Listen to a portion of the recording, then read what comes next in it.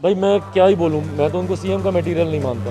आप जब PM material बनने की बात करते हैं तो आप किसकी कुर्सी छीनने की बात कर रहे हैं? अपने सहयोगी दल के सबसे बड़े नेता जो कि आज की तारीख में देश के प्रधानमंत्री हैं, नरेंद्र मोदी जी। पूर्व से सांसद चिराग पासवान लगातार आशीर्वाद यात्रा पर हैं और तस्वीरें देखिए कि अब वो आशीर्वाद यात्रा करके निकल रहे हैं। आपको बता दें कि बक्सर और आरा में आज चिराग पासवान जो है वो आशीर्वाद यात्रा पर निकले थे और अब देखिए ये तमाम तस्वीर जो है वो राजधानी पटना जयप्रकाश नारायण एयरपोर्ट की है। और अब चिराग पासवान एक बार फिर से दिल्ली रवाना हो रहा है, लेकिन सवाल ये है कि जिस तरीके से लगातार वो आशीर्वाद यात्रा निकाल रहे हैं, लेकिन उसमें क्या कुछ फलाफल निकल कर सामने आ रहा है, सवाल है। लगातार जिस तरीके से बिहार की बात करेंगे तो बिहार को लेकर लगातार जो है वो सक्रिय नज़र आ रहे हैं। इसको लेकर हम बात करने की भी कोशिश करेंगे चिराग पासवान से कि आज आशीर्वाद यात्रा बक्सर और आरा में आशीर्वाद यात्रा आपने किया है, क्या लग रहा है?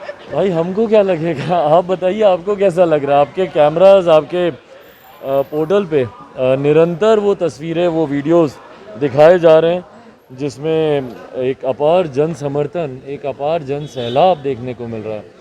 और आरा और बक्सर का भी यात्रा जो थी ये पूरी तरीके से एक ऐतिहासिक यात्रा रही है सही मायनों में। जिस तरीके से जन समर्थन देखने को मिला, अपार जन सैलाब देखने को मिला, और ये मेरे विश्वास को पुख्ता करता है कि आने वाले समय में लोक जनशक्ति पार्टी बिहार की एक बड़ी ताकत बनकर उभरेगी। जिनके खिलाफ आप हैं वो कह रहे हैं कि हम पीएम के मटेरियल हैं, अब क्या कहेंगे?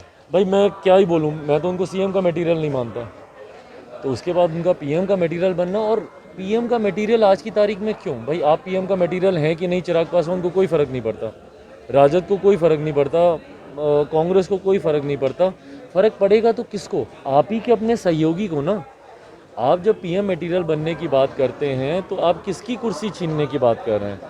अपने सहयोगी दल के सबसे बड़े नेता जो कि आज की तारीख में देश के प्रधानमंत्री हैं, नरेंद्र मोदी जी की। तो ये आंखें आप किसको दिखा रहे हैं? बार बार इस बात को कहना, और अगर हल्के में अगर किसी ने कहा होता तो बात आई गई होती, पर अब तो आपने औपचारिक तौर पर इसका प्रस्ताव तक पारित करवा दिया अपनी राष्ट्रीय कमेटी की बैठक में। मल्टी लेवल हॉस्पिटल बनाए जा रहे हैं, लेकिन आईजीआईएमएस का एक छत गिर गया है। अब बताइए, अब ये भ्रष्टाचार नहीं है तो और क्या? जिस तरीके से छत गिरी, और अगर मेरी जानकारी सही है तो उसमें एक व्यक्ति पूरी तरीके से घायल भी हुए हैं, तो ये अपने में दर्शाता है ना कि भैया आप किस तरीके से भ्रष्टाचार की चरम सीमा पार कर चुके हैं।